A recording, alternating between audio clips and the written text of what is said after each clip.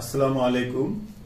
সুপ্রিয় পঞ্চম শ্রেণীর শিক্ষার্থীরা, তোমরা যারা মেধা যাচাই পরীক্ষায় অংশগ্রহণ করবা, তোমাদের জন্য একটি গুরুত্বপূর্ণ কোশ্চেন, রঙিন অংশের ক্ষেত্রফল নির্ণয় করো। এটা হচ্ছে তোমাদের পরিমাপ অধ্যায় থেকে আসবে এরকম একটা কোশ্চেন।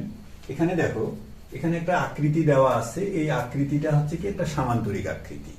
যে সামান্তরিক আকৃতির ভূমি হচ্ছে কত, 8 সেন্টিমিটার, আর উচ্চতা হচ্ছে কত, উচ্চতাও 8 সেন্টিমিটার। তাহলে ভূমি 8 সেন্টিমিটার, উচ্চতাও 8 সেন্টিমিটার।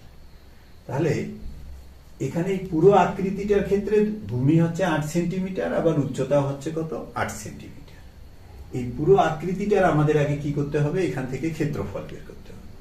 পুরো আকৃতির ক্ষেত্রফল বের করার পরে আমরা এখান থেকে তারপর কি করতে পারি, পুরো আকৃতির ক্ষেত্রফল থেকে আমরা তখন এই যে সাদা যে অংশটুকু, এই সাদা অংশটুকুর ক্ষেত্রফল আমরা আগে কি করব, তখন বের করব। তাহলে এই পুরো আকৃতিটির ক্ষেত্রফল থেকে যদি আমরা সাদা অংশের ক্ষেত্রফলটা বিয়োগ করে যদি কি করি, এটা বাদ দিই ক্ষেত্রফলটা, তাহলে আমাদের কি হবে, রঙিন অংশের ক্ষেত্রফল বের হবে। তাহলে আমরা এটা কিভাবে করতে পারি, দেখো যে এখানে যে দেওয়া আছে পুরো আকৃতিটা হচ্ছে কি সামান্তরিক আকৃতি। তাহলে দেওয়া আছে সামান্তরিকের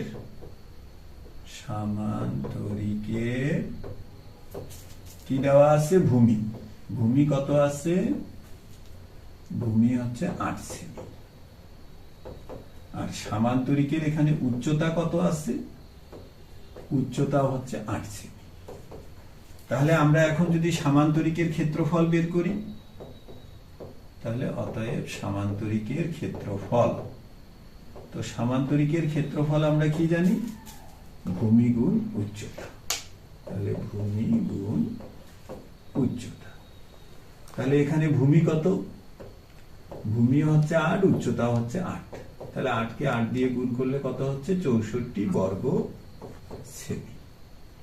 তাহলে আমাদের পুরো যে আকৃতিটা, পুরো আকৃতিটি হচ্ছে এখানে কি সামান্তরিক, এই সামান্তরিকের ক্ষেত্রফল হলো কত, 64 বর্গ সেমি। এখন এই সামান্তরিক আকৃতিটির পরে এখানে আমি এই যে লাল চিহ্নিত যে অংশটুকু আছে, এই অংশটুকু হচ্ছে কি একটি ত্রিভুজ। যে ত্রিভুজের ভূমি হচ্ছে কত, 8 সেন্টিমিটার। ত্রিভুজের ক্ষেত্রে দেখো এই অংশটুকু হবে তখন তার ভূমি। তাহলে এখানে ভূমি হচ্ছে 8 সেন্টিমিটার এবং উচ্চতাও 8 সেন্টিমিটার। তাহলে আমি এখানে কি লিখতে পারি, তাহলে আমরা এখানে লিখতে পারি যে আবার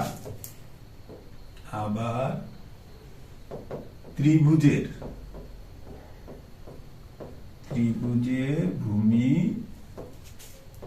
8 সেন্টিমিটার আর উচ্চতা হচ্ছে কত, 8 সেন্টিমিটার।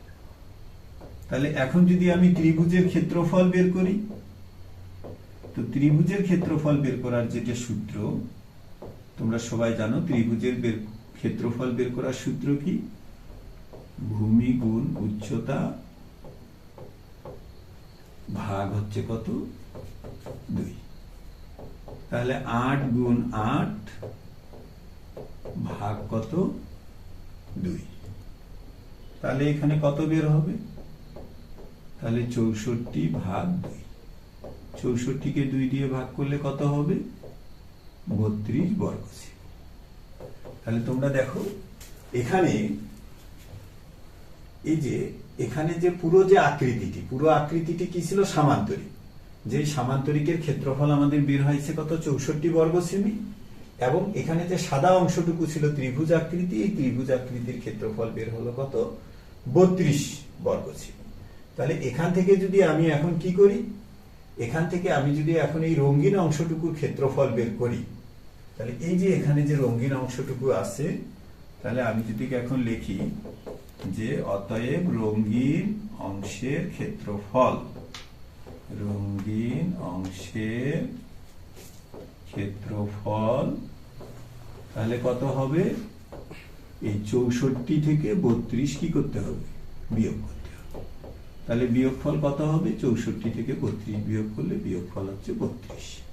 তার মানে রঙিন অংশটির ক্ষেত্রফল তাহলে কত বর্গ সেমি বের হলো, 32 বর্গ।